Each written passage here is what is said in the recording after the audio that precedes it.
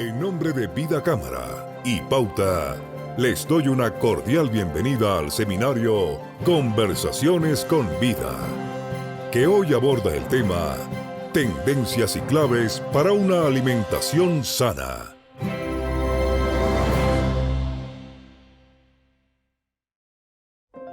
Nueve de la mañana en punto, y aquí desde pauta.cl les doy la bienvenida a otra mañana de conversación.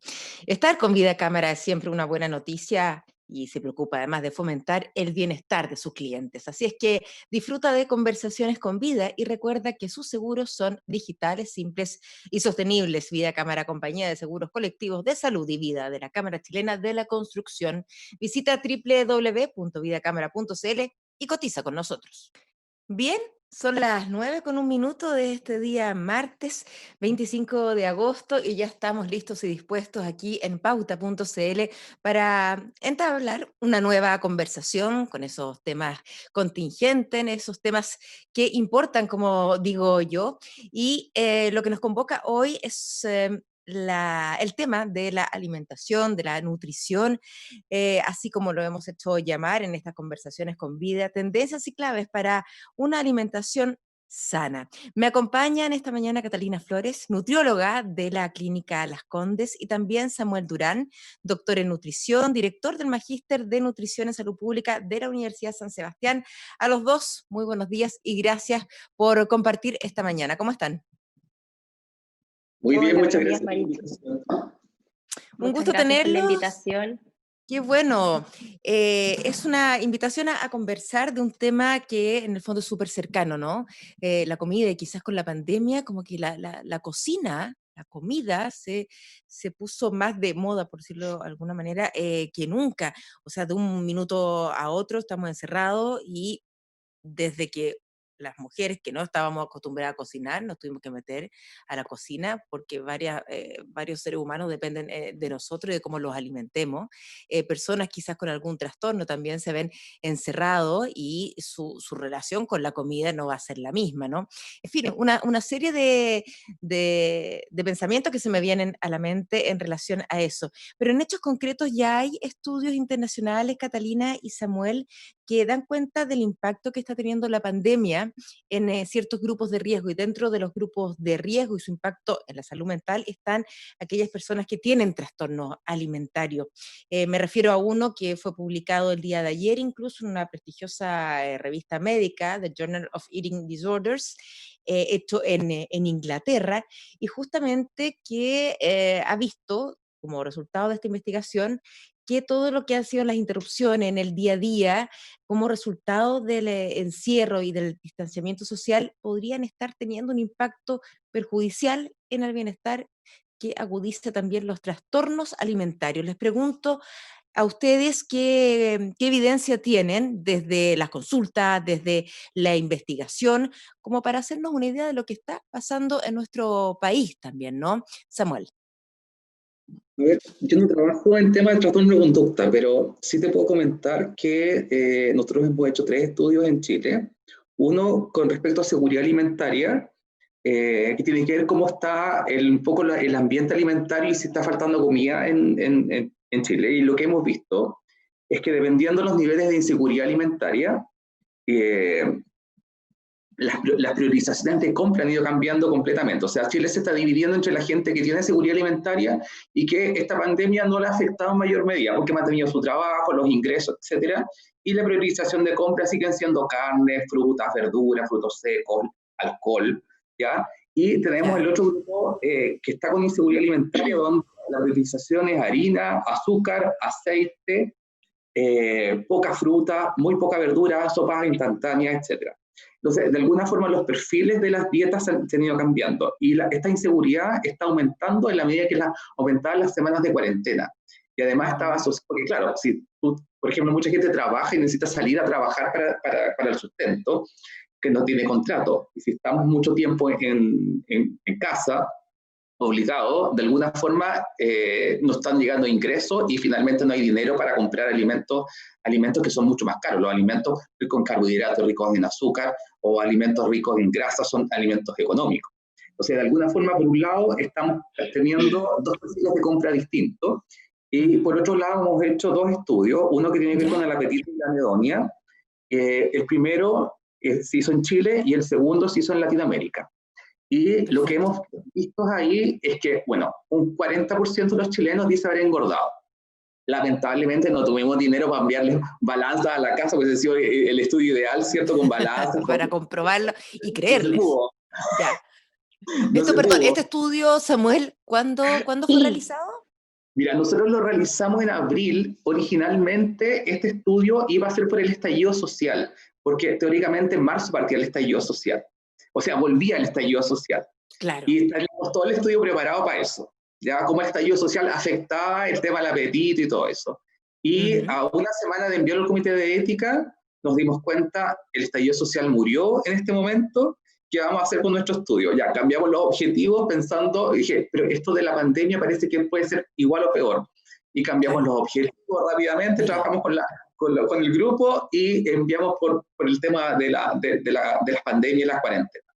Excelente. Y bueno, de hecho los resultados interesantes, bueno, el 40% de los chilenos están engordando, o dice haber engordado. Y eso es un dato lamentable, porque el 70% de los chilenos está con sobrepeso o obesidad, por lo tanto lo más probable es que post pandemia tengamos un 80% de sobrepeso o obesidad, es un tema ahí, más o menos, importante.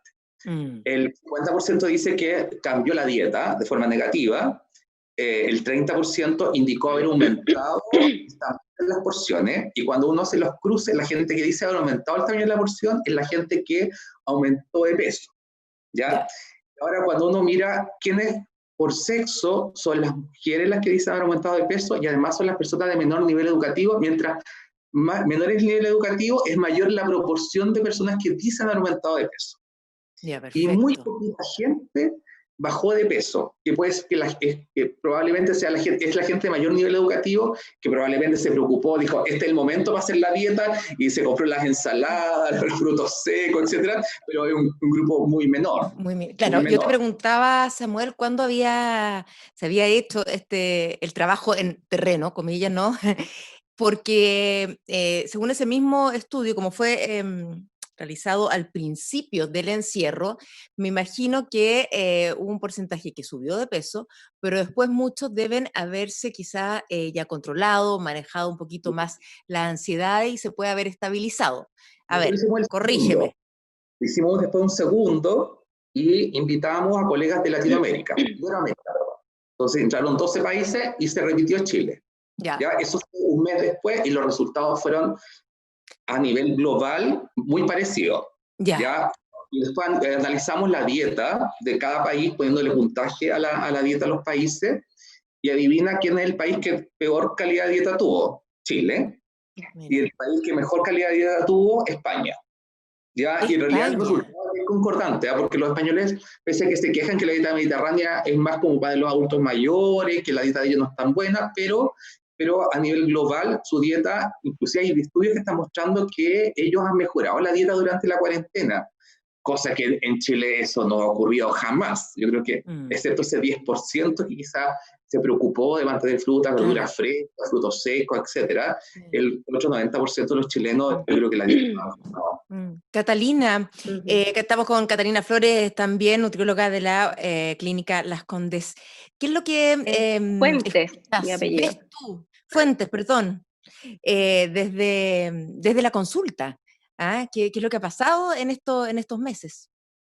Sí, mira, lo que hemos visto en general es que, claro, la gente está mucho más tiempo en su casa, por lo tanto, se empiezan a generar conductas que tienen que ver con el tema del encierro, y pasa mucho también desórdenes de lo que tú hablabas de la conducta alimentaria, tienen que ver como con el estado emocional de las personas. Entonces, cuando nos enfrentamos a una situación de incertidumbre, de angustia, de, no sé, malestar o incertidumbre en lo económico, muchas veces la emocionalidad es la que manda y la gente tiende a empezar a quemar esa emocionalidad negativa con la comida. En el fondo, al final, la comida es algo placentero que nos entrega un minuto de bienestar, entonces el inconsciente busca ese bienestar a través de lo más fácil, lo más conocido, lo más a mano,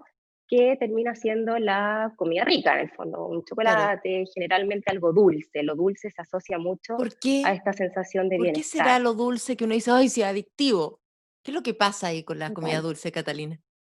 Bueno, el azúcar es en sí mismo adictivo, el azúcar, las grasas, por eso se habla, por ejemplo, de los productos ultraprocesados que tienen mayor poder adictivo porque tienen una gran cantidad de agregados de azúcar, además sal para poner más azúcar y más grasa. Entonces, eso Mm, finalmente es lo que se va haciendo adictivo, o lo que va haciendo que uno busque comerlo con más frecuencia, claro. mayores cantidades, se superan los mecanismos de saciedad que tiene el organismo. En el fondo, el organismo tiene un nivel de control sobre el apetito y la saciedad, pero estos productos ultraprocesados son capaces de sobrepasar los Ah, mecanismos que mira. nosotros tenemos de adaptación.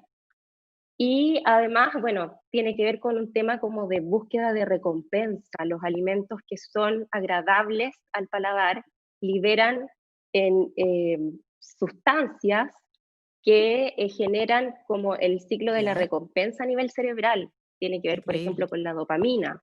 Entonces, por eso que se habla de alimentos adictivos o de alimentos o comidas que se comportan como droga. Muchas veces entonces comemos no porque la guata nos da una señal, sino que porque la cabeza, ¿no, Samuel? Hay dos tipos de alimentación, o de A ver, hambre, eso, de hambre. exactamente, estaba escuchando atentamente lo que hablaba Catalina y estaba recordando uno de los resultados, que es cuál fue el alimento o los alimentos que más se están consumiendo.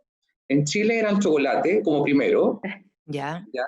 Que es una buena combinación de grasa y Tiene azúcar. sentido, Y además claro. no vamos a hablar que el chocolate bitter, sino que el chocolate no, pues, barato, rico en obvio, azúcar, rico en grasa. sí. ¿Ya? Y en segundo lugar es todo lo que es pastelería casera. O sea, no hay red social o Instagram que alguien no haya subido su foto de rayito La canela, el receta, claro. kuchen, etcétera, etcétera. Oye, ¿Ya? va en línea, y Samuel va en línea, ustedes creo que también lo incluyeron en el estudio, cómo se ha vendido productos como la harina, por ejemplo. Sí, sí, sí, Y la harina exactamente. estuvo agotada.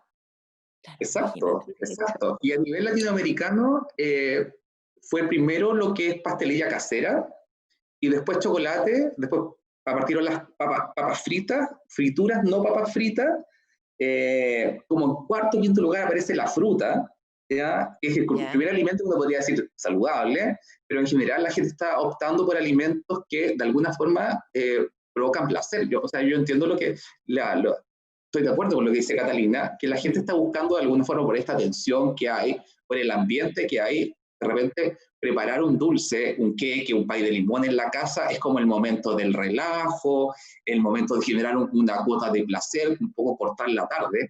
El tema está que la gente ahora se volvió un poquito obsesiva con ese tema y ya no es, prepara en cantidades industriales, ¿ya? Y además es todos los días. Entonces uno ve de repente personas en redes sociales que todos los días subiendo su preparación nueva. Entonces uno dice, acá no va a subir medio kilo, aquí probablemente después de esto van a ser 6 kilos, 7 Claro. kilos posterior a la pandemia. Ahora, lo peligroso aquí es cuando ya se parte de la base de que estamos hablando de una sociedad con unos niveles de obesidad, ¿no es cierto?, tremendos como la dramático. nuestra. Ustedes recién pasaban por ese tema y podíamos ahondar en eso, porque más allá de estas subidas de peso de 3 o 4 kilos muy puntuales, producto de esta ansiedad, quizás coyuntural, ¿no? Está la otra población, o la población a lo mejor proclive a, quizás todavía no tienen un sobrepeso o una obesidad, me refiero a los niños, pero pueden tener esa tendencia y a lo mejor esto lo gatilla, ¿no, Catalina? Totalmente. A ver, en Chile tenemos cifras bien dramáticas. Tenemos un 50% de los niños con índices de sobrepeso obesidad y un 75% de los adultos. O sea, 3 de 4 tienen sobrepeso obesidad Somos un en país nuestros de adultos. gordos. Total. Superamos a Estados Unidos, a México en cuanto a los niveles de sobrepeso obesidad, no solo obesidad. Ok. Em, y, y claro, en esta situación en que está intensificado el sedentarismo, y a los adultos nos afecta, pero yo creo que a los que más afecta es a los niños, porque en los niños la ingesta es más difícil de controlar muchas veces, las cantidades, y por el lado que se puede ir equilibrando eso es a través del deporte. Los niños en el colegio se mueven, salen a recreo, Mm. corren, a lo mejor menos de lo que necesitan, pero están activos en la casa y muchas personas viven en departamentos, la mayoría. El rango de movilidad es mínimo, los niños no han salido de la casa en 5 meses, entonces si a eso le sumamos que lo entretenido de comerse algo rico, lo entretenido de cocinar con la mamá, comerse algo dulce y quietos en clase en el computador o viendo más tele probablemente. Hay un aspecto Las ahí, Catalina, cultural, quizás Samuel o no, también de nuestra idiosincrasia, no sé, aunque los españoles parece, pero también son gozadores. Y la comida está directamente relacionada con familia, pasarlo bien, muestras de cariño, si yo invito a alguien y si un familiar, o sea, me esmero, ¿no es cierto? Y hay sobredosis de comida sobre la mesa muchas veces. Entonces, y al niño también, al que le fue bien, lo vas a buscar al colegio y en la salida vamos al carrito y vamos con el carrito, algo que no es una manzana, lo que le compramos, Samuel, ¿no? ¿Qué es lo que dices tú? Efectivamente, yo creo que somos una sociedad, los latinos en realidad somos una sociedad que está bien conectada con la comida. Y además tenemos, es como en general, tenemos comida bastante entretenida en Latinoamérica. Quizás los chilenos somos un poco los más fome, ¿eh? Hay mucho condimento y todo, pero sí hay una conexión importante de amor o de cariño o de rabia, lo que sea. Yo creo que todos los sentimientos nuestros están conectados con comida. Ujú. ¿Ya? Entonces, de alguna forma eso quizás exacerba un poco los resultados negativos que estamos teniendo. ¿Ya? Yo creo que tenemos un tema con la comida cultural. Yo creo que desde que somos lactantes, o sea, por ejemplo, antiguamente, espero que no tanto ahora, las mamás nos dan, no sé, los jugos de fruta con mucho azúcar, los purés de Claro. fruta con azúcar, las mamaderas con azúcar. la leche Entonces, con azúcar, sí. La leche con claro, azúcar. de alguna forma, o sea, yo me comía el Milo solo, así, Mm. los cereales de desayuno sin leche. La idea era comer El algo jugo muy en dulce. polvo. Sí, Exactamente, es buen polvo. Entonces, claramente tenemos un tema con los sabores dulces, probablemente, y con los sabores con grasa. Y que es difícil, y en estas situaciones de estrés, probablemente eso aflora mucho más fuerte. claro. ¿Ya? Entonces, probablemente las generaciones, las más nuevitas, que estaban teniendo quizá ambientes un poquito mejores, con todo esto fue un retroceso importante, porque finalmente a pequeños niños estamos entregando grandes cantidades de azúcar y estamos quizás vamos a generar todo un tema con esta generación pequeña. Volviendo a la cultura también, antes, no ahora, ustedes me corrigen, por favor, Catalina, esto de que un niñito sano no es un niño flaco. ¿Ah? Hoy día quizás Claro, sí, un niño que, está bien, pero antes no era pero así. claro, hay un cambio, o sea, ahora recién yo creo que en algunos, sobre todo en estratos socioeconómicos más altos, sobre todo, se asocia ya la obesidad a enfermedad, pero en estratos socioeconómicos más bajos, ese cambio cultural todavía no se está dando tan evidentemente. Y eso pasa mucho porque Chile igual está en una etapa de transición nutricional todavía. Nosotros venimos saliendo hace no muchos años de una epidemia de desnutrición. O sea, en los años 50, en los años 30, el principal problema nutricional que teníamos era la desnutrición, altas tasas de mortalidad. Entonces, obviamente que se generó todo un tema cultural con respecto a que el niñito que estaba sanito, Ya. rosadito, era el gordito. Mm. Y rápidamente pasamos a tener índices elevadísimos de obesidad. Entonces, es esperable que este cambio como de mentalidad lleve un retraso respecto a la condición epidemiológica nutricional en la que estamos actualmente. Ujú. Todavía Oh, tenemos esa creencia o inconscientemente asociamos al niño más gordito a lo mejor, o en muchos hogares pasa que se ve más sanito, que está más bonito, más cachetoncito, claro. Mira, qué eso. interesante, qué interesante. Samuel, también, el niño, a ver, bien directo, un niño que empieza desde muy chico a comer dulces, ¿no? La cosa dulce, la cosa dulce.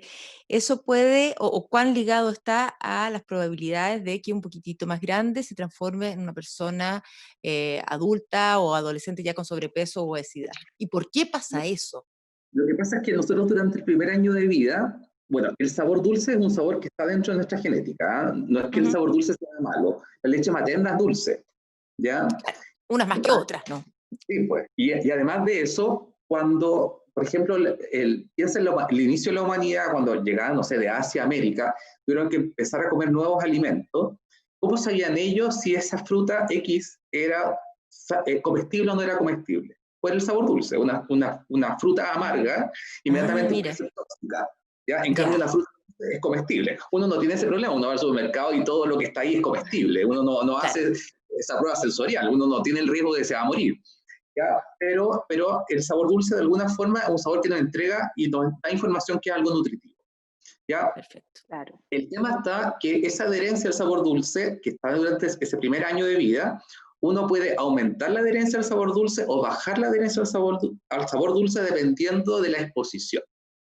Entonces, si por el primer año de vida, por ejemplo, está el bebé con lactancia materna exclusiva, después viene la incorporación de la primera comida, y después incorporaciones, por ejemplo, fruta de postre sin añadido, sin azúcar, sin nada, probablemente ese niño va a tener una adherencia al dulce menor que un niño que está con mamadera, que le enchufan azúcar, que los postres le dan azúcar, que de postre le dan un yogur, que los yogures son súper dulces. Entonces, claramente probablemente ese niño va a tener una adherencia al sabor dulce muy alta. Perfecto. O sea, ¿el cuerpo después de ese niño le va a pedir esa cantidad de azúcar? Va a estar acostumbrado a umbrales de dulzor más altos. Yo creo que nos ha pasado, por ejemplo, uno va a otro país y encuentra el yogur, por ejemplo, en otros países más desabridos, o los postres más desabridos. Nosotros estamos a umbrales dulces muy altos. Sí. En Chile los alimentos son más dulces que en otros países. O sea, lo mismo que decía Samuel, yo también he escuchado, por ejemplo, personas que vienen de otros países a Chile y se toman acá la misma Coca-Cola que en su país de origen, y acá es más dulce. O sea, el chileno tiene un umbral de dulzor un poco mayor. Somos más dulceros. Y también tiene que ver, bueno, la cantidad de edulcorantes que se usan acá en Chile también es mucho mayor que en otros países porque necesitamos endulzar mucho más. Y bueno, y ahora con todo este cambio, los sellos y qué sé yo, se tienden a bajar las cantidades de azúcar, pero somos unos grandes consumidores de endulzantes. Hay gente que le echa 30 gotas al café. Claro. Ahora, bueno, tú justo hablaste, Catalina, y nos podemos ir también por esa línea que tiene que ver con cómo el país se ha ido haciendo cargo, y es verdad que hemos avanzado harto, ¿no es cierto? Está Elige Vivir Sano, que ya como institución, podríamos decir casi, y elaborando políticas de Estado importantes, directos a la gente, un mensaje súper claro.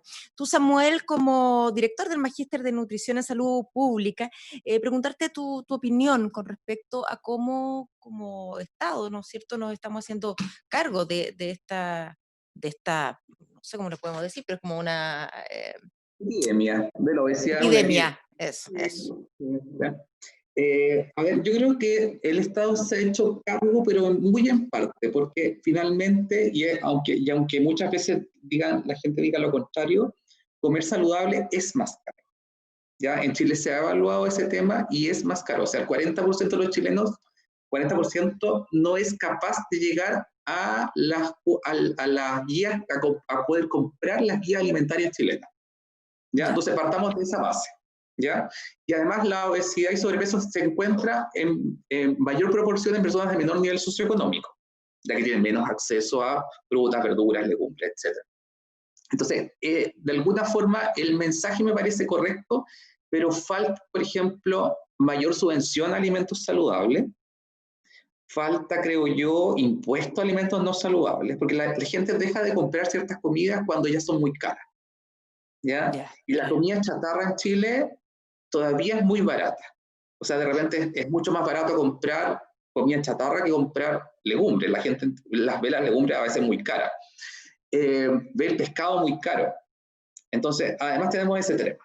Y creo yo que también tenemos que pensar en qué vamos a hacer con el campo.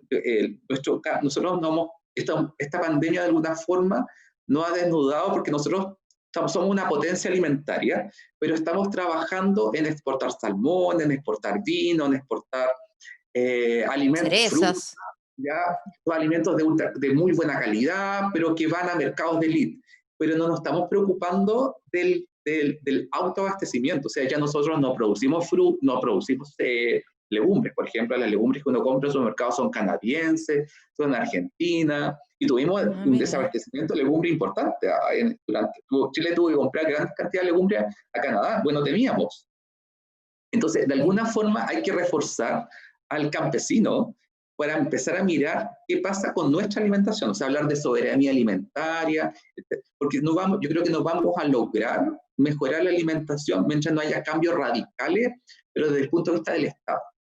Yeah. Porque muchas veces las personas comen A o B porque no les queda otra. O sea, uno puede llegar y elegir porque el presupuesto te da para elegir esto o elegir esto otro, pero las personas de menos recursos no tienen la opción de elegir. Catalina, ¿qué te parece a ti la política de los sellos según los resultados que el mismo INTA, ¿no?, de la Universidad de Chile presentan? Ha bajado bastante así todo, a pesar Sí.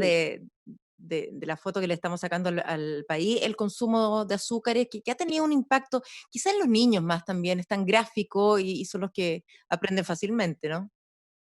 Sí, de todas maneras. O sea, a ver, falta mucho y las cifras todavía son brutales, pero se están haciendo cosas y se están haciendo cosas que han dado resultados.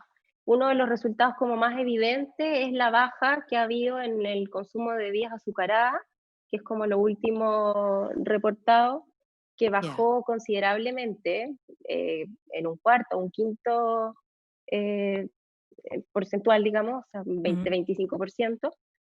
Y eso tiene que ver con las políticas públicas. O sea, se aumentó el impuesto, aunque, claro, si uno lo mira en profundidad, probablemente el aumento del impuesto es insuficiente, podría ser más, pero se subió de un 13 a un 18% el impuesto a las bebidas azucaradas. Y eso bajó el consumo de azúcares, además, porque muchas empresas empezaron a producir más bebidas o más gaseosas Sí. con menos cantidad de azúcar. Por lo tanto, sí ha tenido un impacto positivo, que el impacto que eso tenga sobre los niveles de obesidad, obviamente que lo vamos a ver en un plazo un poquito más largo, pero se está avanzando en eso.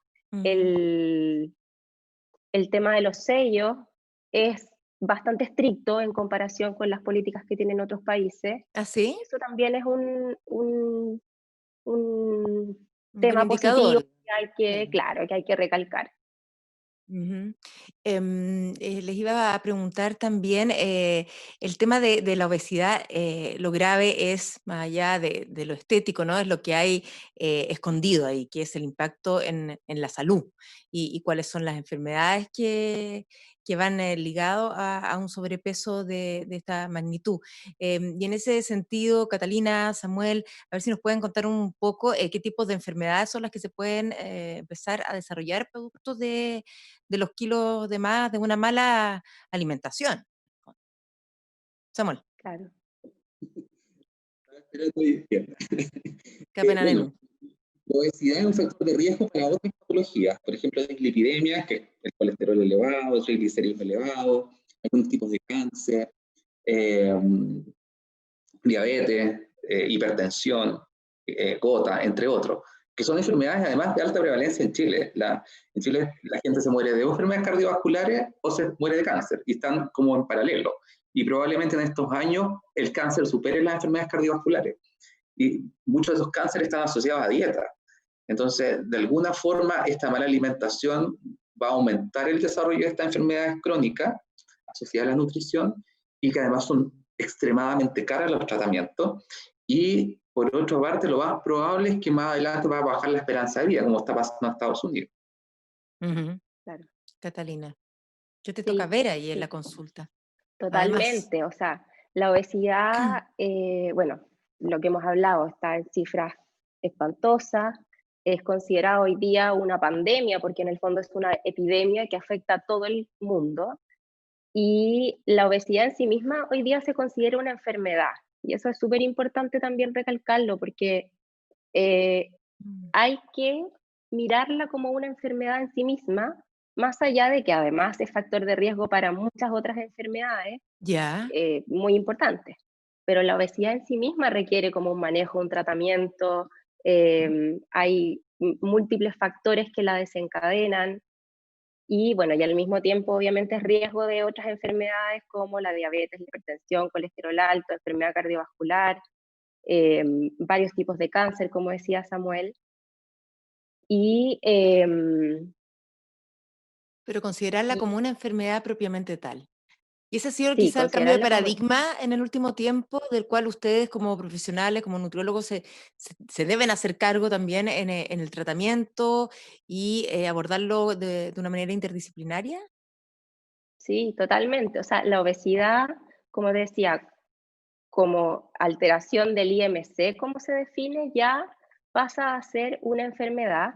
Y eso también tiene un punto que ver con cómo los sistemas de salud se hacen cargo de esos tratamientos. O sea, eso, el considerarlo una enfermedad tiene mucho que ver con eso, con el acceso al tratamiento de la obesidad en sí misma como enfermedad, no como factor de riesgo para otras enfermedades o como eventualmente el mejorar la obesidad va a mejorar otras enfermedades, sino que Así enfocarse mismo. directamente en la obesidad como enfermedad.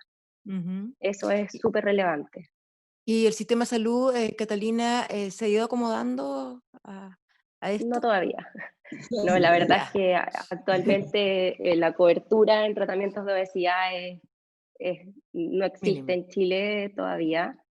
De hecho, claro, en tratamientos para obesidad muchas veces quedan fuera de todo lo que son los seguros complementarios, Claro, porque las coberturas aclaremos de que ISAPRE. estos tratamientos no son para bajar de peso, o sea, son tratamientos para la obesidad, estamos hablando de algo mucho más complejo. ¿Ah? No, no es una cosa estética que yo voy a ir al doctor porque quiero bajar de peso 3, 4, 5 kilos, 10, Claro, porque es viene el que ese es verano. el cambio conceptual que hay que hacer. La obesidad Claro. se entiende como una decisión, como una opción, Ah, mira, qué más interesante eso. claro, y por eso pasa que no hay cobertura, que se mira como, a ver, usted cierre la boca y su enfermedad se le va a curar, y cuando la cosa no funciona tan así, o sea, hay muchos factores que influyen en que una persona desarrolle obesidad. Está el tema alimentario, pero hay alteraciones hormonales, de los mecanismos de apetito-saciedad, metabólicos, o sea, hay una serie de determinantes de una enfermedad súper compleja. Ujú. Y a El nivel ambiente, internacional, sí, perdón, Samuel. el ambiente obesogénico, porque estamos en un ambiente, en una sociedad que Además, estamos ahí expuestos a el carrito del vending. Por ejemplo, uno va pasando a la oficina y tienes un carrito que pones una moneda y te puedes bajar un jugo, una bebida. Estamos sentados todo el día, entonces de alguna forma el ambiente también, hay factores externos y factores internos que hacen que sea muy difícil el manejo de la obesidad. Ujú. Estamos hablando también de cuáles son nuestros principales malos hábitos, ¿no es cierto?, en relación a la alimentación. En ese sentido, pasamos por el factor sedentarismo, los aspectos culturales, ¿no?, también, pero a la vez, y esto paralelamente, hay una diferencia, hay una brecha nutricional, podríamos decir, y que ha quedado súper en evidencia con la pandemia. Otra brecha, otra desigualdad que quedó en evidencia con la pandemia, ¿no? Que tiene que ver donde yo vivo, mi entorno, mi nivel socioeconómico, todo lo que estamos hablando. Y eso, atacarlo se hace bastante más complejo, Samuel. Sí, ahí va a depender, yo creo que de acciones que haga el Estado. Por Ya. ejemplo, fortalecer las ferias libres es un tema fundamental. En las ferias libres es el gran distribuidor de fruta y verdura en Chile. En otros países no existen las ferias libres como está organizado en Chile.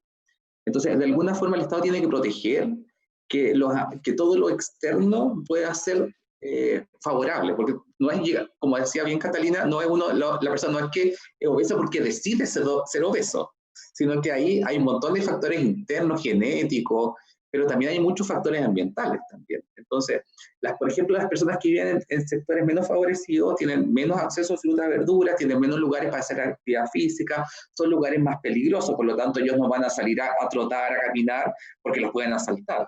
Entonces, tienen menos áreas verdes. Entonces, de alguna forma, esto hay que mirarlo no solamente desde el punto de vista de la comida, esto hay que mirarlo desde el punto de vista integral. O sea, cómo de alguna forma mejoramos el entorno y hacemos que personas que viven en entornos menos favorecidos tengan acceso a actividad física, tengan acceso A una seguridad, plaza cerca. a Y una plaza segura. plaza bonita, cerca. O sea, de alguna forma hay que mirar un tema de bienestar también que creo que hasta ahora no se ha tomado muy en serio. Y lo otro, hay que mirar un poco el tema cultura. Yo estuve en Punta Arenas en el verano, ¿Ya? y se han hecho estas plazas saludables en todo Chile, pero nunca han tomado los entornos. En esa plaza saludable de Punta Arenas no va nadie porque están ahí despejados. Y hay un viento brutal, un frío brutal, y nadie hace ejercicio. Entonces, esa plaza saludable debería ser techada. Por supuesto. Para algunos lugares puntuales. O sea, no puede ser que tengamos una plaza saludable así a 0 grados, ¿ya? Y en cambio una plaza saludable probablemente en Viña del Mar es otra cosa. Claro. Es un claro ejemplo, es una política pública mal, con todo respeto por las autoridades, ¿no? Pero mal enfocada, sin tomar en cuenta, Mal sin mirar cuál es diseñada, la, claro. Porque claro, no se la hace comunidad. de Santiago. Una vez más llegamos a esa conclusión. Vámonos al otro extremo, a la flacura. Catalina, estamos conversando con Catalina Fuentes, nutrióloga de la Clínica Las Condes, y Samuel Durán, doctor en nutrición y director del Magíster de Nutrición en Salud Pública de la Universidad San Sebastián. Quizás en los aspectos culturales y niveles socioeconómicos también se ve, ¿no?, en un extremo, quizás en un porcentaje mucho menor, pero está lo otro, la delgadez extrema, ¿no? Te toca verlo, te lo digo porque, bueno, trabajas en el sector oriente de la capital, ¿no? Y tus pacientes son en ese sentido personas con más medios, ¿no? ¿Cómo ha sido eso, el manejar el tema de la baja de peso también con las nuevas generaciones? Te lo pregunto como mamá de adolescentes también, donde los modelos a seguir siguen siendo, por más que la publicidad haga esfuerzo, las niñas, y el estar súper fitness y de repente pasarse para el otro lado puede ser fácil. Sí, totalmente. Eso, bueno, hay que hacer un manejo súper delicado, sobre todo, como decías tú, con los adolescentes, que son etapas críticas de la vida en donde es mucho más fácil, hay más inseguridad, todavía no hay una clara definición de la identidad, entonces es mucho más fácil caer en estos trastornos de la conducta alimentaria, en sentirse más aceptado siendo más delgado porque se asocia a algo más estético en el fondo. Claro. Y en los estratos socioeconómicos más elevados pasa eso con mucho más frecuencia. O sea, la persona más aceptada, más buena moza, más atractiva, es la más delgada, más fit, que hace deporte, qué sé yo, que está toda marcada, y todavía, a pesar de que debiera haber quedado súper atrás, está inserto el tema, por ejemplo, de la cintura 60 centímetros, que yo creo que es una cosa que debiéramos sacarnos de la cabeza, Una locura. porque es súper irreal. O sea, seguimos patrones que son súper irreales. Miramos referentes que no son sanos y apuntamos a ser como esos referentes que en el fondo no tenemos que asociar con salud. Y tan Entonces, claro, arraigado que ahí está eso, en un sector de la muchísimo. población chilena. ¿A qué corresponderá, Yo creo que tiene Samuel? mucho que ver con, perdón, Sí. No, Catalina, sí. con el marketing, con la publicidad. Esto es un tema que yo creo que nosotros nos hemos ganado de lo que vemos. Lo que vemos, y lo que vemos lo vemos en la televisión, lo vemos en los afiches. Claro, ahora últimamente ya se tiene un poco más de conciencia y se intenta sacar un poco ese concepto, pero todavía está muy presente. Uno mira una modelo de cualquier tienda de ropa Mm. interior, de traje de baño, y en realidad son formas de cuerpo que no se condicen con el promedio del cuerpo de una persona sana, normal, chilena o Chilena. de cualquier parte, en el fondo. Ujú. ¿No? Samuel, que asiente ahí muy, Es muy un tema bien mateamente. interesante porque de alguna forma la publicidad, los adolescentes no se dan cuenta que detrás de una publicidad hay mucho Photoshop, o sea, inclusive a modelos famosas le hacen Photoshop para que se vea más cintura, para que se vea el cuello más largo, las piernas más largas. Entonces, ya que son cuerpos que no son una modelo, pues claramente es un cuerpo muy particular y de alguna forma exacerban ciertas características, piernas más largas, cuellos más largos. Finalmente, en la vida real, cualquier persona normal que se siente va a quedar un rollito habitual. O sea, por muy delgado que sea, por muy fit, cualquier persona que se siente se le ve un pequeño rollo. Pero el Photoshop va eliminando todos esos detalles y después el adolescente se sienta y ve, lo único que Aspira a ve una perfección. ve, claro, ve las imperfecciones y no se dan cuenta que detrás de eso hay toda una industria que de alguna forma está tomando ese tema. Pero también ahora se está generando como el otro tema de esta, como, no sé si la palabra es la correcta, pero esta como también que la gordura ya puede ser también una cosa ultra mega aceptada y ahí también me genera como esos dos puntos me generan un poco ruido, ¿ya? Porque yo entiendo que uno tiene que aceptar su cuerpo, yo creo que uno tiene que, si quiere partir, tiene que aceptar desde la base para hacer cambio. Pero también cuando la moda también está imponiendo cuerpos no saludables, ya no estoy diciendo una modelo ¿cómo se llama? Una modelo de talla más grande, porque a veces puede ser una modelo de talla más grande, de alguna forma representa un cuerpo normal, ¿ya? Sí. Porque ahora la talla grande es un cuerpo normal, pero a veces lo que se está mostrando es francamente obesidad. Ahí también me genera un poco de ruido si estamos apuntando a modelos correctos. ¿Qué crees tú, Catalina? Sí, es difícil llegar a un equilibrio en eso, porque en el fondo la tendencia social hoy día va dirigida a la aceptación, no sé, pues de género, de cuerpos distintos, todo lo que es el ser heterogéneo y el aceptar un abanico de posibilidades en todos los aspectos. Entonces, claro, ahí muchas veces se pueden dar como patrones que son un poco, no sé si equivocados, pero yendo a normalizar situaciones que, en el ejemplo de esto del peso, no debieran asociarse a normalidad. O sea, uno no puede ver como normalidad un cuerpo de una persona con obesidad. Pero sí, obviamente que tenemos que salir de ese estereotipo de la persona muy delgada, prácticamente desnutrida, que no tiene un porcentaje de grasa saludable.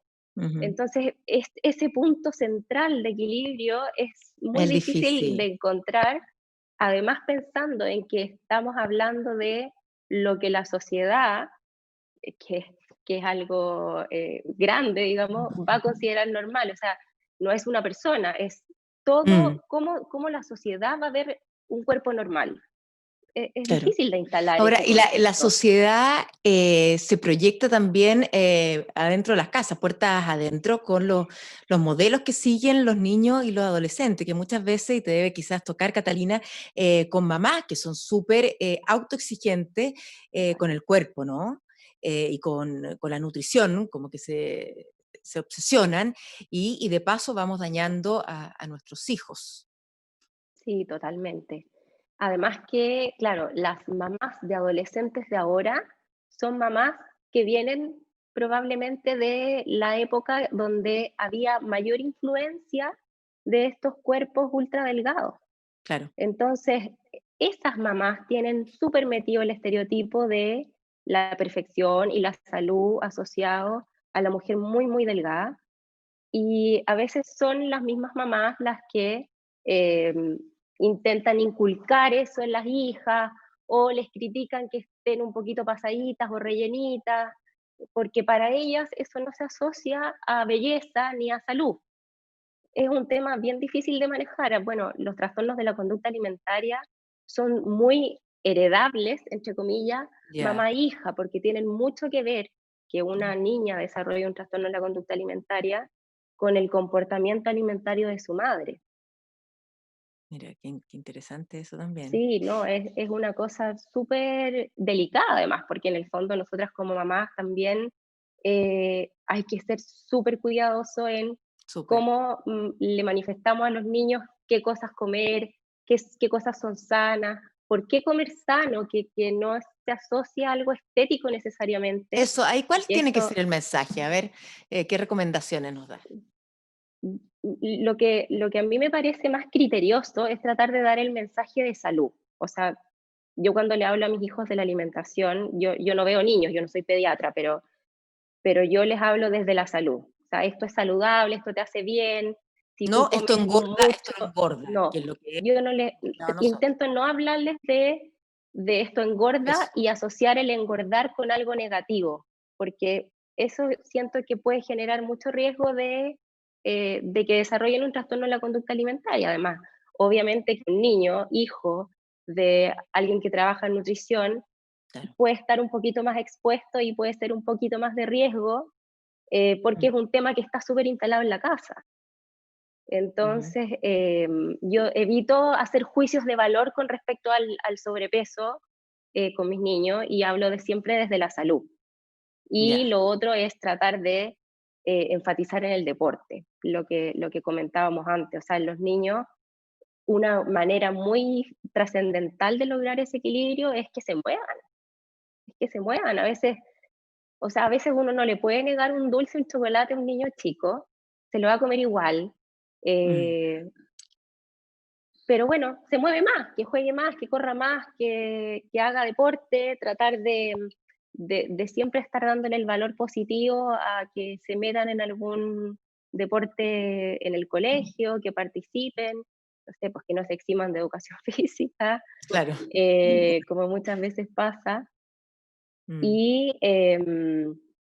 y bueno, y que ellos mismos aprendan ahora con el tema de los sellos qué alimentos son saludables, qué alimentos tienen que fijarse, qué alimentos tienen que moderar las cantidades. em, Eso, en el fondo como a equilibrar y a pensar en su salud en el largo plazo. Yo Mm. creo que esa es Por la ahí manera va. como Pero de importante el estar mensaje, enfocando. ¿ah? Es súper importante la forma también, no solamente el fondo, Samuel. Sí, yo creo que de alguna forma las familias tienen que ser modelos para poner patrones de alimentación saludable. Bueno, yo de trastorno de la conducta alimentaria no tengo experiencia, pero pensemos familias sin trastorno, familias comunes y corrientes. De alguna forma, lo que las familias, lo que los papás coman, de alguna forma va a influir en las decisiones futuras de los niños. O sea, muchas veces estamos esperando que los niños coman fruta, que los niños coman verdura, que los niños coman legumbres, pero entre los papás no tienen tiempo para llegar a cocinar o no saben cocinar. Eh, Ahora están no sé, los papás tienen 20 minutos para decir, es lo que pasa en la realidad ahora, tienen 20 Sí. minutos para decir qué voy a comer. Y en 20 minutos, ¿qué puedes hacer? Arroz, tallarines, Mm. tirar algo frito. Eso es lo que alcanza en 20 minutos, tirar unas vienesas. Entonces, finalmente, falta enseñar a las familias a planificar la alimentación como nuestras abuelitas, que ellas compraban y además pensaban, ya, el lunes voy a hacer cazuela, el martes hago esto, el miércoles hago esto. Entonces, había toda una planificación. La gente ahora no hace legumbres, por ejemplo, porque para hacer legumbres tienes que pensar el día anterior que tienes que dejarla remojando. Claro. Qué increíble. Pero eso se hereda. Y lo digo por experiencia propia. O sea, yo tengo, Yo creo que se ha perdido en un claro, 90%. pero se hereda y qué bueno retomarlo. Hoy día más que nunca Sí, considerando eso hay que estas retomarlo, cifras, sí.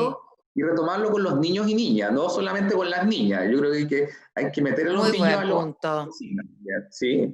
Sí, muy buen punto ese.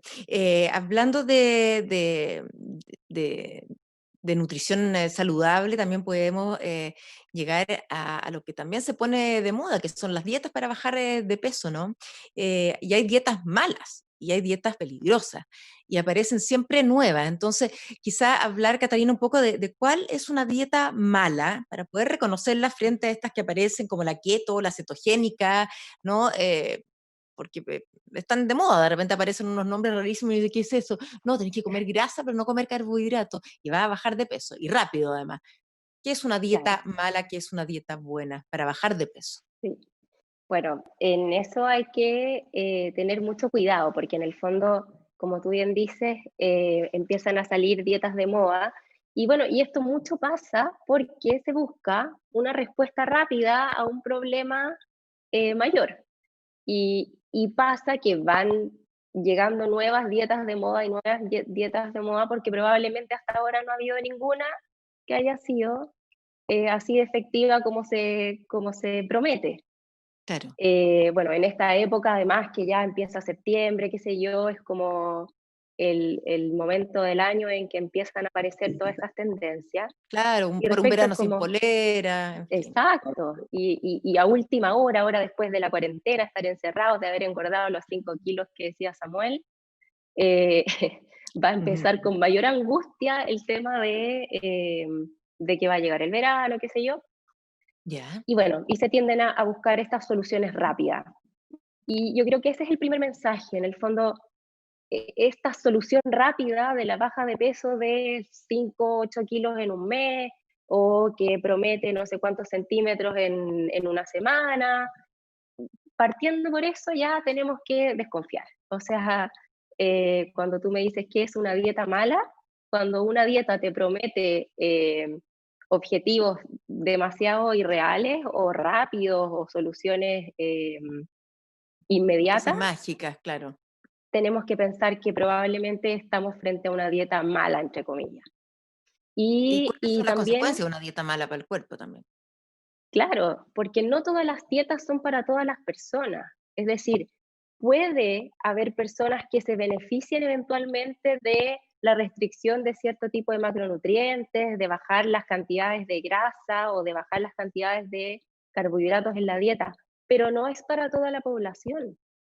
Y además no todos van a responder igual en cuanto a baja de peso. O sea, puede que alguien que dejó de comer carbohidratos bajó súper rápido, pero el de al lado no va a bajar tan rápido, porque Mm, son metabolismos distintos, pueden tener alteraciones metabólicas distintas, em, son personas distintas, entonces el tema tiene que ser más individualizado. Y cuando hacemos una restricción importante, tanto de la cantidad como de la calidad de los nutrientes en la dieta, ya, siempre hay que tener ojo.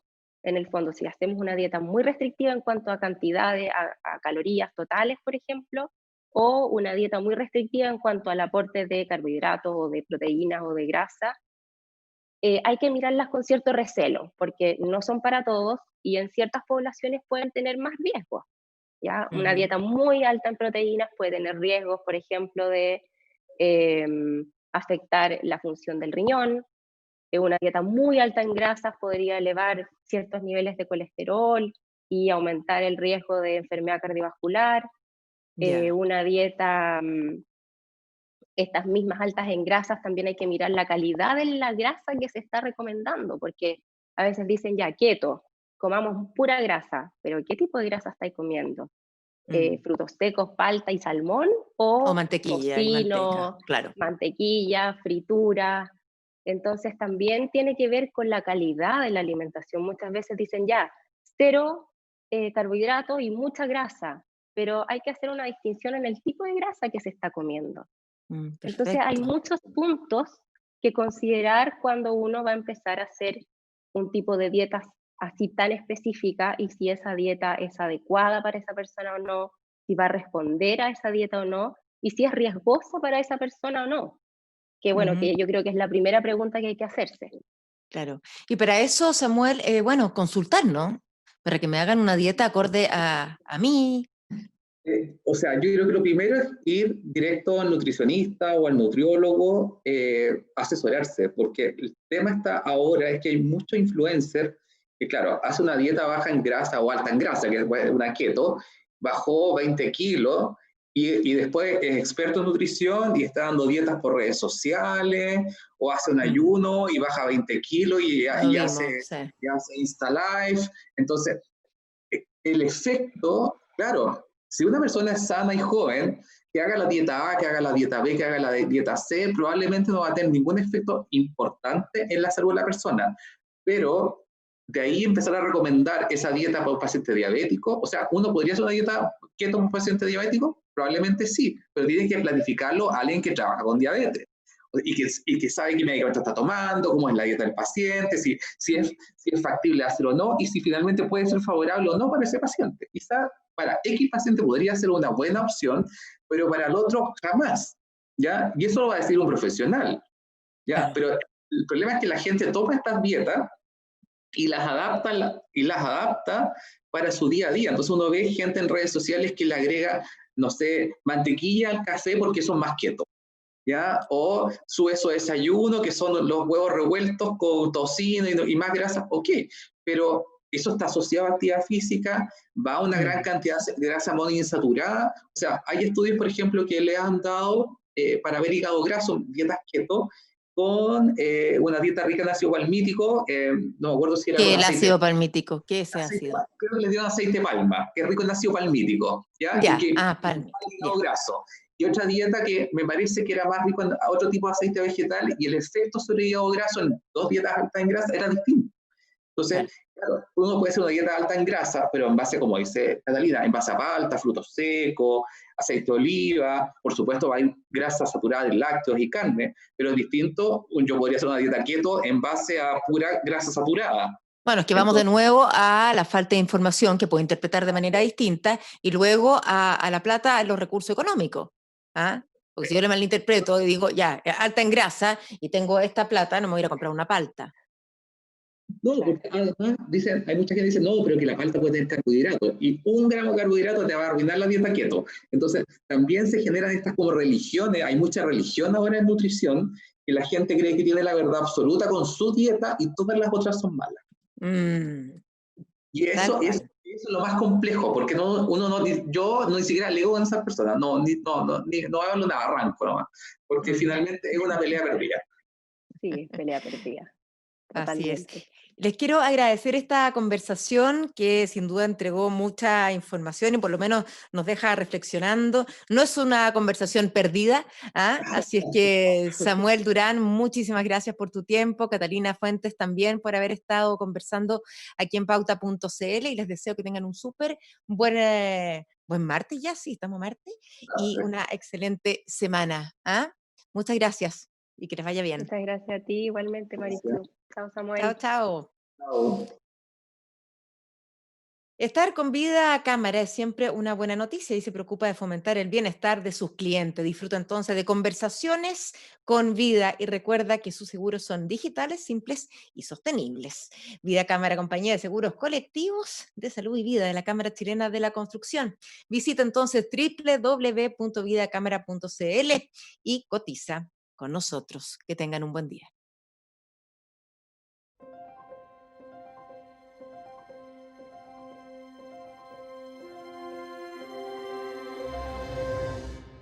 Esta fue una nueva edición de Conversaciones con Vida.